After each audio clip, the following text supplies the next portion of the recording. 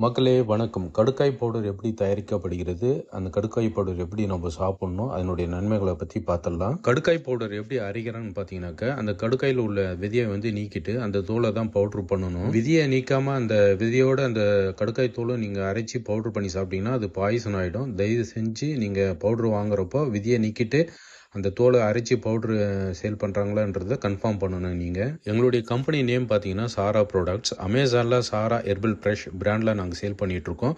விதியெல்லாம் நீக்கிட்டு சுத்தமான முறையில் நாங்கள் அரைச்சி மக்களுக்காக கொடுத்துட்ருக்கோம்.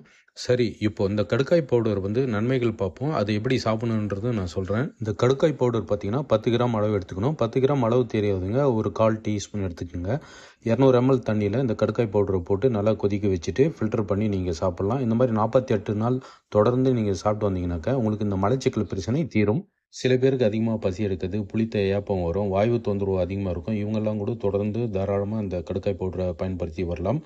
கண்டிப்பாக சரியாயிடும். எந்த வித கெமிக்கலும் ஆட் பண்ணாமல், கலருக்கும் எதுவும் ஆட் பண்ணாமல் ஒரிஜினல் பவுடர் நாங்கள் அரைச்சி சேல் பண்ணிகிட்ருக்கோம்.